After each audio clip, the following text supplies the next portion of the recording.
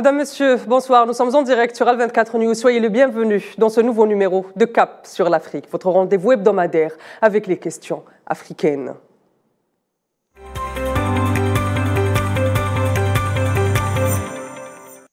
Depuis toujours, l'espace géographique tchadien connaît les entités politiques. Des empires, des royaumes ont été érigés et détruits, entraînant des rapports de rivalité et de domination entre eux. Dès 1900, le Tchad est considéré comme un protectorat français et en 1920, c'est une colonie dans le cadre de l'Afrique équatoriale française, sous l'impulsion du gouverneur Félix Éboué. Et c'est évidemment de terreur que sera marquée cette période. En 1960, le Tchad est indépendant et devra faire face à son histoire contemporaine. L'ancienne puissance coloniale mènera avec le pays un pas de deux, faisant passer le Tchad d'un pays sous domination coloniale au néocolonialisme. En 60 ans d'indépendance, le Tchad, qui a emprunté son nom au lac, qui a vu la naissance de plusieurs civilisations, aura connu 40 ans de présence française et presque autant d'instabilité. Guerre fratricide pour le pouvoir, rivalité régionale et appétit occidental. Le Tchad, une histoire, un cas d'école. Et pour comprendre justement le tourbillon dans lequel se trouve aujourd'hui le Tchad, entre son allié historique dont il est le dernier espoir au Sahel et ses contradictions et ses conflits internes qui menacent chaque jour la stabilité du pays et de la région, j'aurai le plaisir d'être accompagné de Nassour Ibrahim, président du parti Les Patriotes qui nous rejoint depuis N'Djamena. Bonsoir, monsieur Nassour. Bonsoir. Bonsoir. Mais également de Gamel Abina, observateur des questions internationales. Bonsoir Gamel. Bonsoir Tina, merci pour l'invitation. Et de Djilali Benyoub, journaliste spécialiste du Sahel qui nous rejoint depuis Alger. Bonsoir monsieur Benyoub. Bonsoir. Merci d'avoir accepté mon invitation. Avant de rentrer dans le vif du sujet de la géopolitique du Tchad, je voudrais faire un point de la situation sur le Tchad, justement. Avec vous, monsieur Nassour, le projet de la Constitution adopté en juin dernier sera soumis à un référendum en décembre prochain. Mais à croire la presse tchadienne, ce projet divise le pays. Pourquoi ? Tout d'abord, je voudrais vous remercier pour l'invitation, mais avant de répondre à votre question, je voudrais faire une petite résumé. Tout d'abord, le référendum a été recommandé par le dialogue national à Doha. Non, le dialogue national tchadien à N'Djamena ici recommandé l'organisation d'un référendum. Et la réponse était pour répondre à certains Tchadiens qui estiment que nous avons échoué lamentablement dans la construction du pays par la décentralisation. Et il estime qu'il est temps d'expérimenter ou d'essayer le fédéralisme comme un système de gouvernance au Tchad. Donc il était question, selon la résolution de ce dialogue ou de prétendu dialogue, de soumettre des projets de société au peuple tchadien. Donc, un projet de la forme de l'État unitaire décentralisé et aussi un autre projet consacré sur la forme de l'État fédéral. Mais au bout de compte, les Tchadiens ont été désagréablement surpris par l'ignorance totale ou bien l'absence de questions de fédéralisme sur le référendum.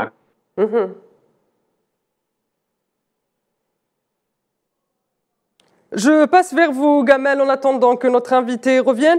Gamel, pour bon nombre d'observateurs, la prise de pouvoir de Mohamed Déby, fils de Idriss Déby, mort lors de la dernière offensive du FACT en avril 2021, est une prise de pouvoir illégale, faisant du fils, si je peux emprunter ce mot, l'héritier du trône de son père, feu Idriss Déby. Mais cette situation ne semble pas déranger la France, qui pourtant a montré son attachement à la démocratie aux prises de pouvoir, ce qu'elle qualifie de légal. Pourquoi ?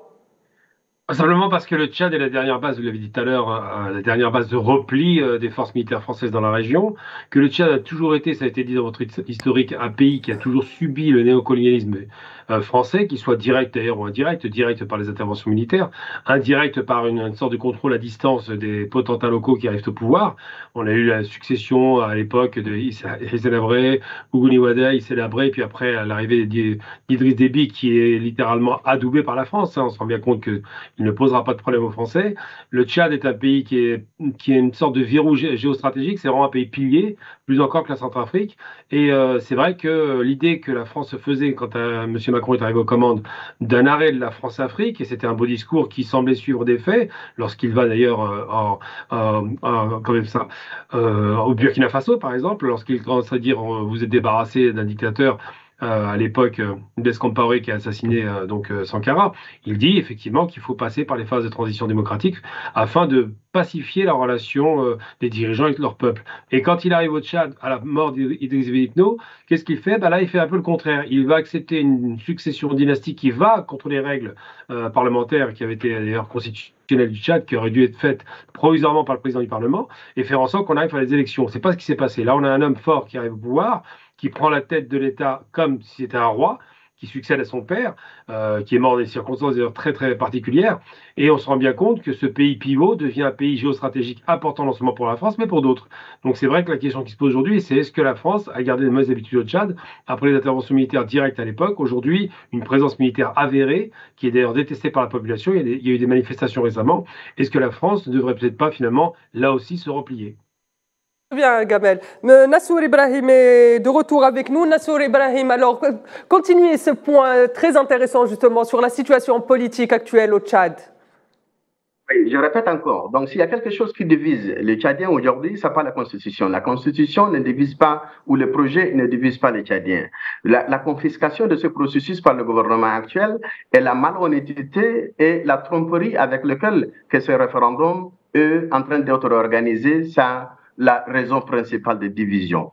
Donc, ici, même s'il y a une division, c'est entre ceux qui veulent quand même maintenir les choses, qui veulent maintenir le système actuel, et ceux qui veulent essayer quand même un nouveau système ou avoir quelque chose de nouveau. Donc, plus clairement, c'est une division entre ces petits groupes que je l'appelle monopolisateurs du pouvoir et avec la vaste majorité des Tchadiens qui meurent d'envie d'un changement, qui rêvent d'un nouveau Tchad. Donc, chose évidente, et c'est pour nous, les partis politiques de l'opposition que nous sommes, nous n'avons pas d'autre choix que de faire obstacle, que d'empêcher, que de bloquer, que de barrer la route à ce référendum. On a encore perdu notre invité, Djilali Ben Youb. Comme vient de nous le signaler Gamel Abina, Idriss Déby Mahamen a été adoubé par Emmanuel Macron. On peut encore citer son discours lors des funérailles de feu Idriss Déby. Macron ne va pas par quatre chemins.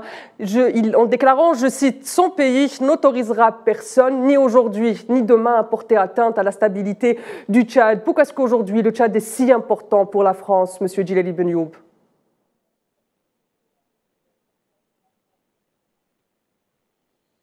D'abord, sur le plan sécuritaire, le Tchad est l'un des alliés de la France.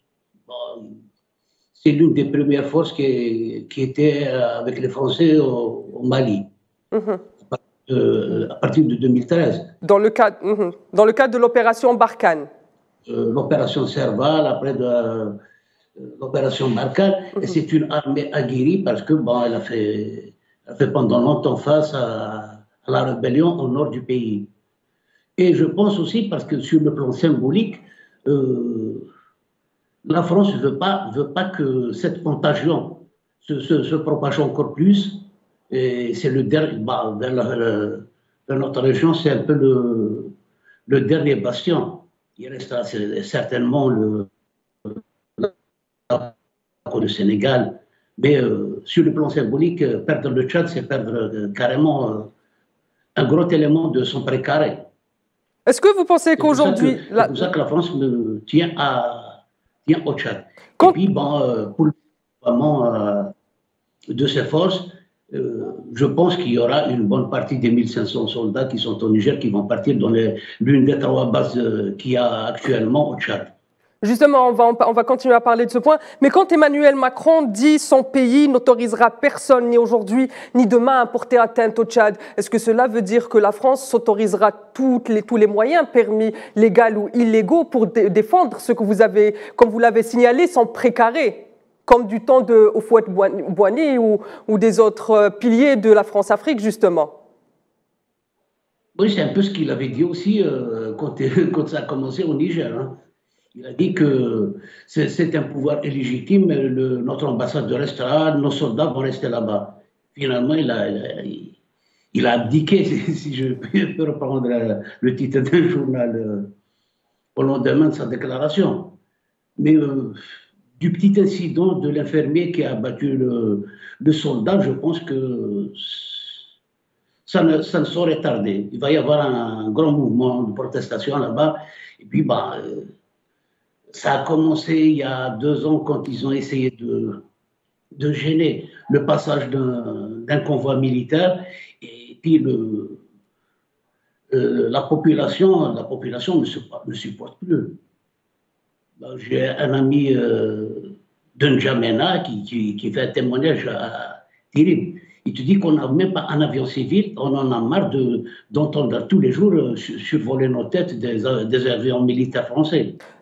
Ça aussi, c'est un point sur lequel on va revenir, le fait que la population, même à N'Djamena et au Tchad, commence à déplorer la présence française sur son territoire. Gamel Abina, est-ce qu'on peut dire qu'aujourd'hui, la France a choisi la continuité en adoubant le fils de feu Idriss Déby?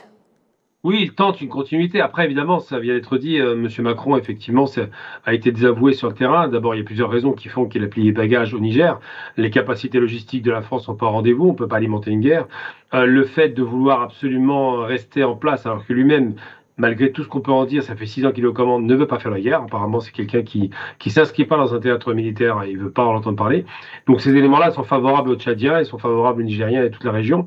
Mais c'est vrai que cette idée de laisser le dernier bastion français militaire en place, parce qu'il faut pas oublier que ça a commencé déjà à l'époque sous Mitterrand, c'est lui qui a, Faye Al-Arjo avait une base militaire et avait fait la guerre à la Libye. C'est lui qui a récupéré la bande d'Aouzou qui était disputée entre le Tchad et la Libye. Et cette position française très active, très proactive militairement au Tchad n'a jamais été relâché depuis 40 ans maintenant. Donc c'est vrai qu'aujourd'hui, des guerres par destination, on soutient l'un puis on soutient l'autre en termes de direction politique, ça pose problème. Et c'est vrai que Macron est un peu coincé parce qu'ils n'ont pas les moyens de maintenir une base, s'il y a une attaque, quelle qu'elle soit d'ailleurs, ils n'ont pas les moyens d'alimenter cette base avec des gros porteurs qui iraient amener des soldats et du matériel militaire. On l'a vu en Libye, c'est l'Amérique qui faisait le travail. Donc c'est vrai qu'en termes de rapport de force, sachant en plus qu'à la manœuvre, il y a d'autres éléments. Il y a les États-Unis qui sont pas loin, il y a les Russes qui regardent. Donc c'est vrai que tous ces éléments font que M. Macron, de façon très pragmatique finalement, accepte sans doute de quitter la région. Alors c'est pas pour le Tchad, c'est pas encore acté, mais les manifestations de mécontentement, c'est vrai qu'il y a 2 ans, il y a eu des manifestations, il y a eu des morts, pas l'oublier ça. C'est vrai que le peuple ne peut plus entendre parler de l'armée française sur place, ça se passe très très mal. L'image de la France est largement écornée, et c'est vrai encore une fois que le fait d'avoir adoubé un pouvoir militaire qui est illégitime de façon constitutionnelle, alors que de l'autre côté on va critiquer un coup de force au Niger, eh bien c'est double standard, cette double lecture des amis, on les considère comme étant légitimes et les ennemis comme étant illégitimes, a posé problème au Tchad évidemment, à la population sahélienne en général et au reste de l'Afrique. Cette lecture très parcellaire, très orientée, très intéressée de la France, des rapports de force et des dirigeants qui dirigent les pays, a posé problème et posera problème nécessairement aujourd'hui. Pourquoi est-ce qu'on parle de transition si c'est dans la continuité, Gamel? Pourquoi est-ce qu'il est question de transition alors qu'il est clairement question de la continuité du pouvoir Déby, de la dynastie des Déby, même si je peux me permettre? Alors, un pouvoir dynastique, c'est vrai, vous avez fait bien de le dire. Père-fils, ces 2 militaires, ils ne sont pas royaux, mais tout de même, c'est presque le sentiment que ça donne. Alors, transition, on parle beaucoup de transition. Quand le Mali propose une transition de 5 ans ou de 3 ans ou de 18 mois, tout le monde discute et critique. parce que c'est un coup de force. Là, on a un coup de force qui est arrivé de fait, puisque le père a été tué au combat, et là, ça discute moins. C'est moins gênant, parce qu'effectivement, le père était quand même pas en rupture avec la France, le fils est perçu comme un élément qui sera favorable aux Français, donc cette transition, bon, on n'est pas trop pressé pour la faire. Après, les élections sont difficiles à mettre en place. Ça a été dit tout à l'heure, la fédéralisation de l'État, le Nord qui est toujours encore frustré de ne pas avoir remporté une victoire décisive sur le Sud, le Nord, en gros berbère arabe, contre le Sud qui n'est pas berbère arabe, toutes ces questions-là sont posées avec acuité. Et c'est vrai que pourquoi une transition acceptée facilement dans un pays où ça fait quand même très longtemps maintenant qu'il est au pouvoir, le fils Itno, alors que de l'autre côté, au Mali, à peine arrivé aux commandes, tout le monde a commencé à dire on fait un embargo, on va les bloquer, on n'accepte pas la transition. Donc c'est vrai que les transitions, c'est en fonction des alliances. Hein. Très bien, je reviens vers vous, Nassour Ibrahim, avec la même question. Est-ce qu'aujourd'hui, les Tchadiens ont le sentiment de vivre une transition ou de vivre dans la continuité du régime de Idriss Déby Itno? Ah, oui, je partage exactement l'avis de M. Gamal. Oui, bien sûr, c'est la continuité. C'est la continuité dès le début jusqu'à aujourd'hui. Et s'il y a quelque chose qui divise les Tchadiens aujourd'hui, c'est leur engouement pour un changement dans ce pays. Et exactement, c'est la position de la France que je voudrais revenir. La France a intérêt de réaffirmer de manière claire et ferme qu'elle ne soutient pas la confiscation du pouvoir ou la transfert de pouvoir dynastique au Tchad, au détriment des peuples et contre la volonté publique au Tchad. Et ça pas juste pour la France. Pour la France et pour la communauté internationale, ils doivent être très prudents dans leur prise de position. Par exemple, aujourd'hui, si Mohamed Idriss Déby a été autorisé à être candidat à la prochaine élection, donc la porte est ouverte à toutes les juntes militaires en Afrique de se présenter à la prochaine élection. Niger, Mali, Burkina Faso, Gabon et tous ces pays. Donc, cela va dire que même la principe de la démocratie en elle-même sera mis en danger. Et dans ce cas, ça veut dire la communauté internationale et même la France comme partenaire important pour les Tchad vont ouvrir quand même une nouvelle époque dans la gouvernance en Afrique. Ça veut dire que si vous êtes militaire, c'est très facile pour vous de faire un coup d'État et immédiatement vous pouvez légitimer votre coup d'État par une élection truquée, organisée par la junte eux-mêmes. Donc c'est ça les dangers dans lesquels nous nous retrouvons aujourd'hui au Tchad et puis même aux autres pays dans la sous-région. C'est ça le danger mortel pour toute la région.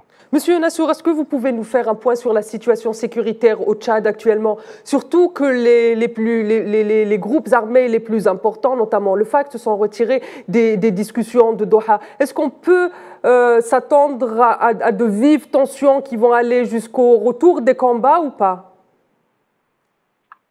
Aujourd'hui, la situation sécuritaire au Tchad, c'est pire qu'avant. C'est pire que dans la période de maréchal du Tchad.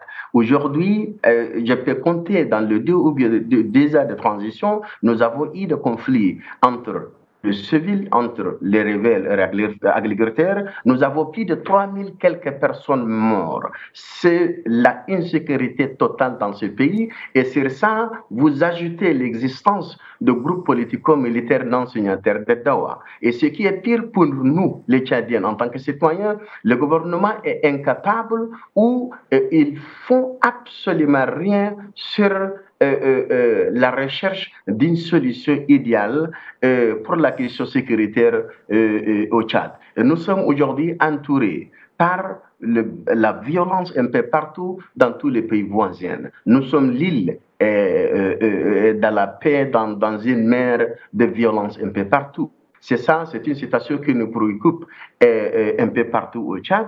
Et je ne peux pas vous assurer que la situation sécuritaire a été améliorée pendant la transition. Et justement, vous avez commencé à nous parler tout à l'heure de la situation politique et de ce référendum qui fait polémique. Est-ce que vous pouvez nous faire brièvement un résumé justement de la situation politique, s'il vous plaît?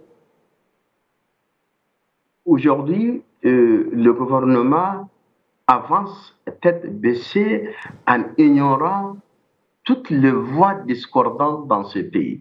Le gouvernement, par exemple, monopolise même le processus de retour à l'ordre constitutionnel. Comme je vous ai dit au début, ce qu'on appelle le dialogue national, c'est un dialogue prétendu national, prétendu inclusif, prétendu souverain.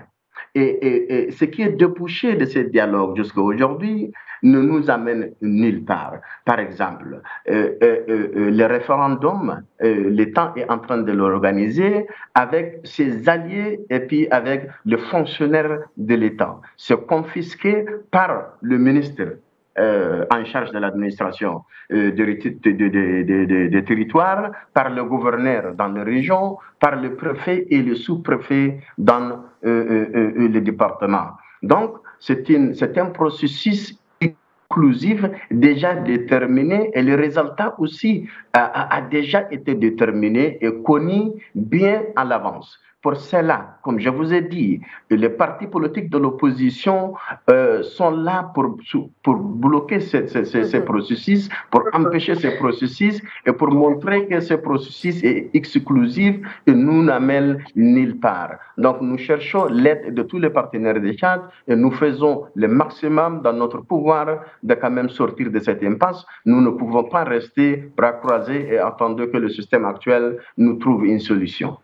Très bien. Monsieur Djilali Ben Youb, le Tchad jouit aujourd'hui d'une armée puissante. Pourquoi est-ce que la présence militaire française est presque un besoin pour le pays? Est-ce que c'est un besoin pour le Tchad ou un besoin pour la France?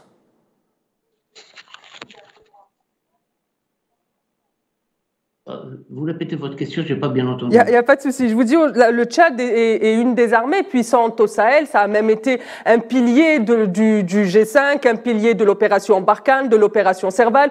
Et pourtant, il a besoin de la présence militaire française finalement. Est-ce que la présence militaire française dans le Tchad sert la France ou elle sert la sécurité du Tchad ?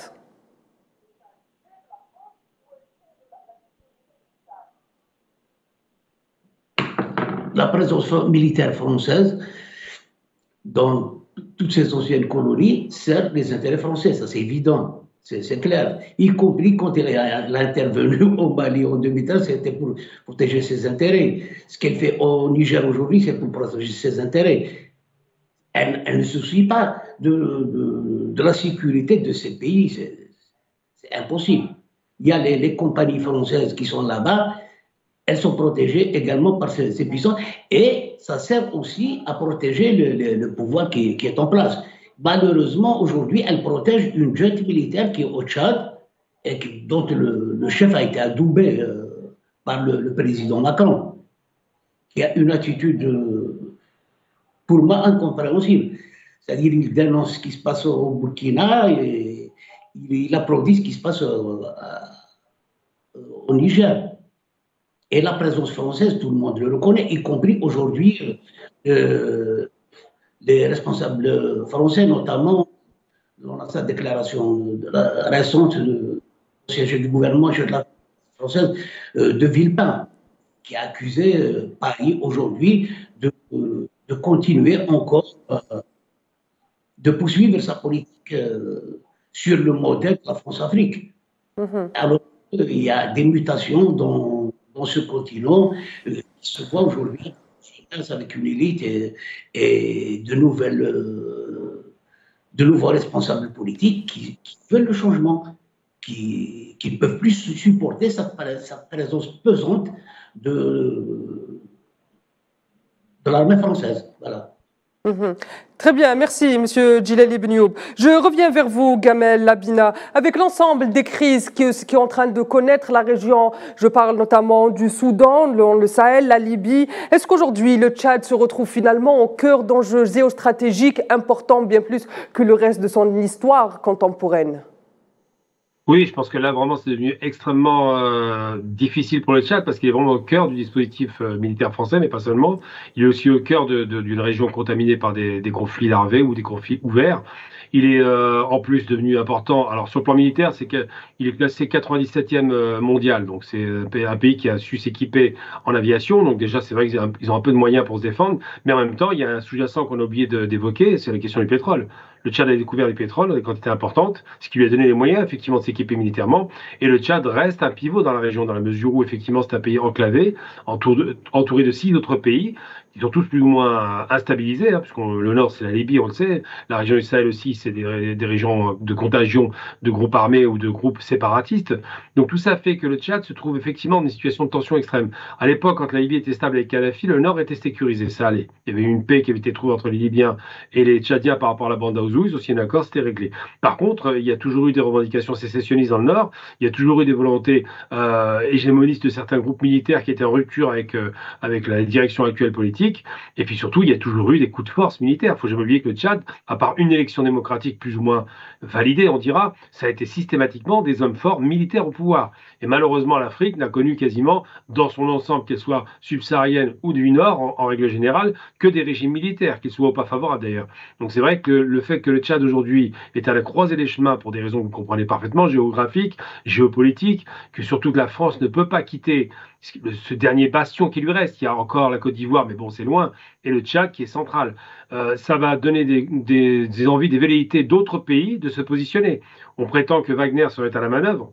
On sait que les États-Unis sont déjà à la manœuvre, puisqu'ils sont déjà des bases déployées dans la région. Donc c'est vrai que le Tchad devient essentiel pour tous ces pays qui ont envie d'avoir un ancrage fort en Afrique centrale.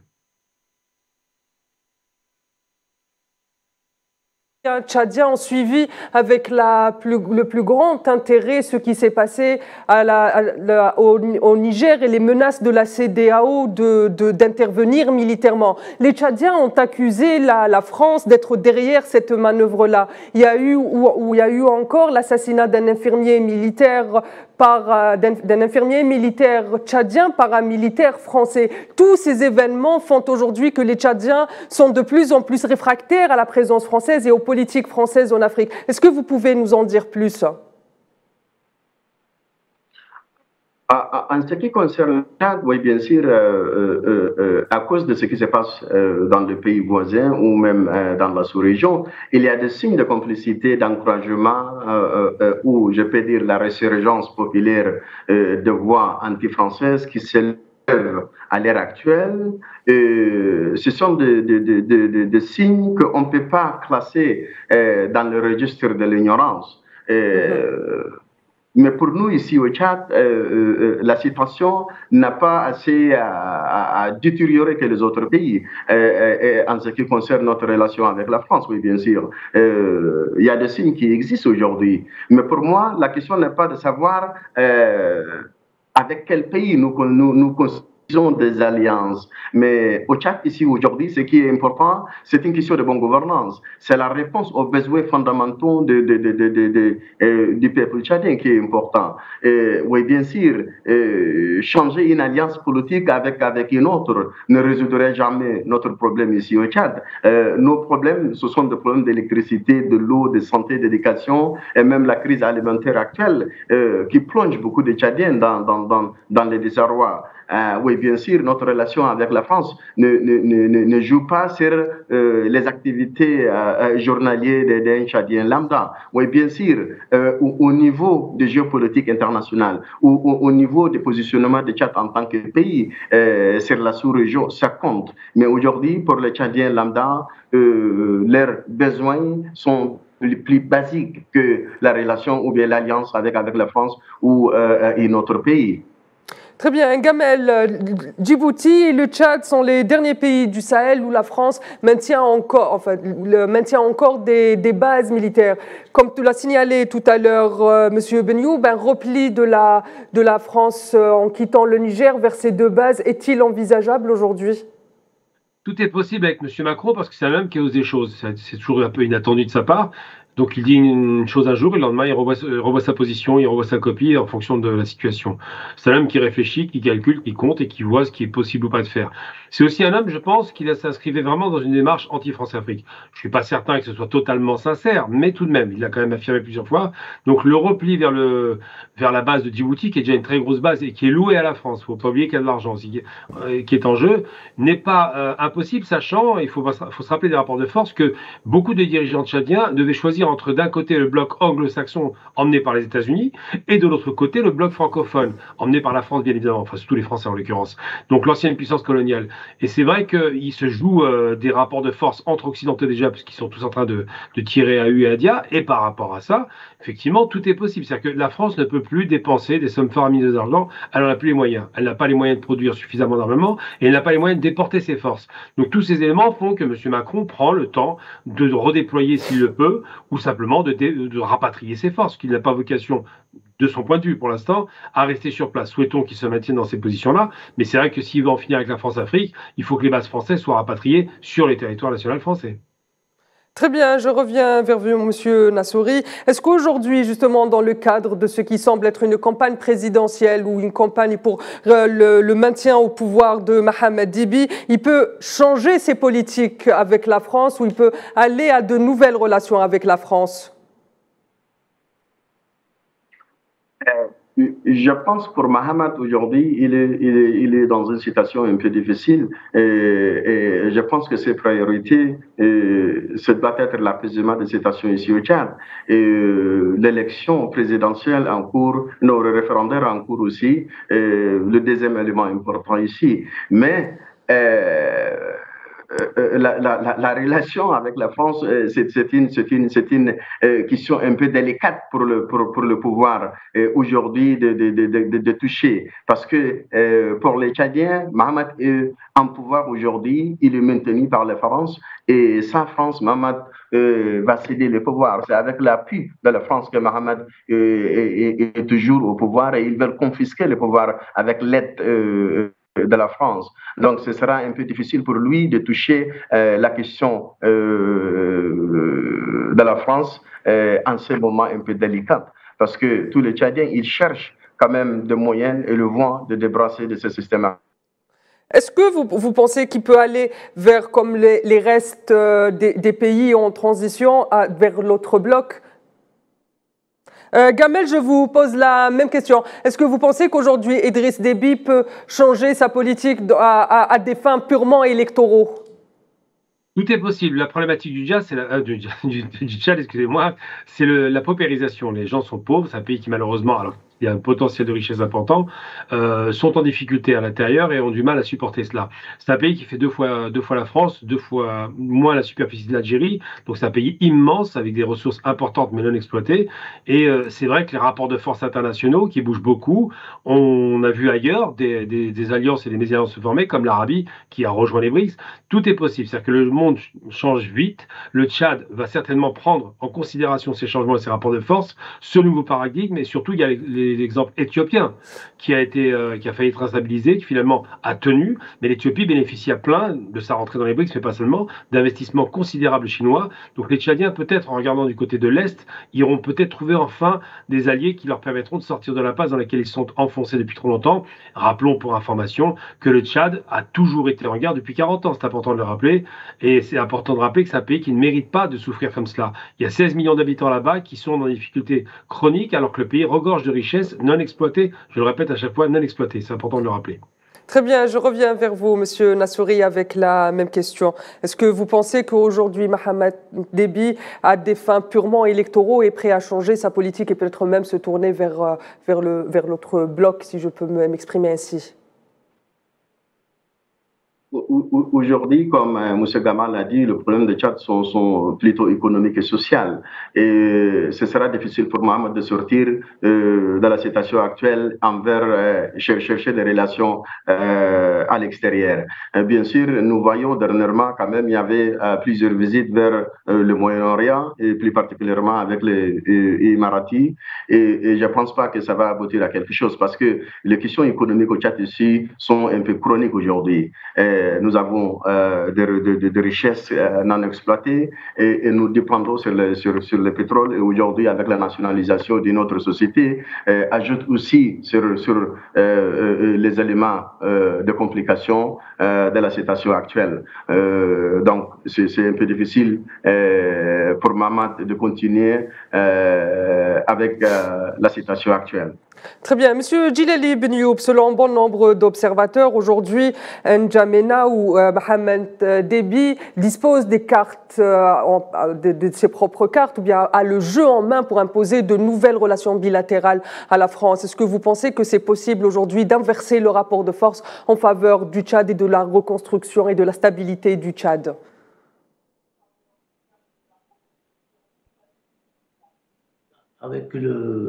Avec le pouvoir actuel, je ne le pense pas. Y compris si l'héritier est élu démocratiquement à la faveur des prochaines présidentielles. Il reste fondamentalement attaché à la France. Bah, peut-être dans le discours, il peut développer une espèce d'écart vis-à-vis de la France et tout, mais plus concrètement, je ne pense pas qu'il puisse changer quoi que ce soit à cette relation avec Paris. Très bien, Monsieur Djilali Ben Youb, merci. Je reviens vers vous, Gamel Abina. La mort d'Idriss Déby même a suscité beaucoup de polémiques, allant jusqu'à dire qu'elle a été préméditée. Le coup d'État au Gabon aussi a été soumis à la même polémique. Est-ce qu'on peut dire aujourd'hui, comme durant les années Focart, la France repioche dans sa vieille marmite de la déstabilisation du Sahel pour maintenir son influence toujours au Sahel à tout prix? Alors, je pense pas que, politiquement, je pense pas que ça viendrait de Macron. Par contre, rien n'interdit de penser que les services français, qui sont pas forcément tous aux ordres d'ailleurs, qui parfois prennent des initiatives, aient pu manœuvrer. Alors, les circonstances de sa mort sont restées très louches dans la mesure où on a parlé de mort au combat, d'une explosion d'un véhicule, qu'il aurait été tué par des gardes du corps pour des raisons, des questions soi-disant ethniques. Tout ça, c'est tout un tas de pistes qui ont été données, mais bizarrement, on n'a jamais eu une véritable enquête et surtout une véritable conclusion qui tienne la route. Alors c'est vrai que qui interdirait à la France de le tuer? J'y crois pas trop, simplement parce qu'il était déjà plus ou moins acquis à la France. Est-ce qu'il aurait basculé sur le bloc de l'Est? Là encore, on peut en discuter. Mais une chose est certaine, c'est qu'il a tenu 30 ans au pouvoir, plus de 30 ans au pouvoir, que sa mort était inattendue, et qui se retrouve à aller au combat directement, ce qui est là aussi très surprenant pour un homme qui avait une armée importante, bien équipée, avec une aviation, avec des hélicoptères. Donc tout ça, ça paraît très étrange. On a presque l'impression que c'est presque un coup d'État qui lui a été fait, mais indirect, puisque c'est son fils qui est aux commandes. Donc la question qui se pose, c'est pourquoi la France, quand elle a vu arriver la mort de cet homme, s'est précipitée pour quasiment adouber son fils, comme si c'était un roi et un fils, donc comme je disais, un pouvoir dynastique. Et ça, c'est une question qui est intéressante parce que c'est ce qui fait qu'aujourd'hui, la France est mal vue dans la région pour cette erreur stratégique. C'est d'aller voir un homme qui n'a pas été élu pour dire c'est lui qui est aux commandes et c'est normal. Je reviens vers vous, Monsieur Nassouri. On remarque un rapprochement entre le Gabon et le Tchad. Il y a eu la visite du secrétaire général de la présidence au Gabon, au Tchad. Quel commentaire faites-vous de ce rapprochement? Est-ce que c'est un rapprochement naturel ou c'est dans le cadre de relations bilatérales nouvelles entre les deux pays? Aujourd'hui, comme vous voyez, avec le Niger, avec le Gabon et avec tous les pays dans le sous-région, et nous avons M. Tshisekedi comme facilitateur ici au Tchad, les deux sont des jeunes arrivés au pouvoir après un peu de temps. Donc, bien sûr, je ne peux pas le voir comme une nouvelle face des relations entre le Tchad et le Gabon, mais c'est possible que les deux gens sont en train de se concerter entre eux et de conseiller les autres dans leur technique et dans leur méthode de confiscation de pouvoir et de continuité à la tête de ce pays. Très bien. Madame, Monsieur, on arrive presque à la fin de cette émission. Gamel Abina, un dernier mot sur la situation au Tchad? Simplement, il faut espérer qu'il y ait une vraie transition démocratique, que ce ne soit pas une farce électorale et que le peuple puisse enfin s'exprimer dans un pays soit fédéré ou soit national, enfin soit intègre, mais qu'il n'y ait pas de désagrégation de la situation parce que le Tchad malheureusement a trop souvent vécu des guerres inutiles, des coups d'État successifs et surtout une paupérisation de la population qui n'a pas mérité cela. C'est un pays qui mérite d'avoir un avenir, il a les moyens de l'avoir, mais c'est aujourd'hui que ça va se décider en fonction effectivement des Tchadiens. Très bien, merci Gamel. Djilali Ben Youb également, est-ce que vous avez un dernier mot à dire sur la situation au Tchad?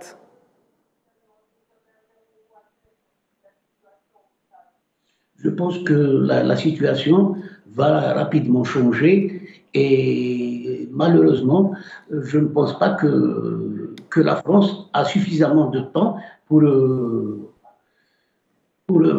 adopter une autre stratégie par rapport à ce pays, qui reste l'un des derniers de...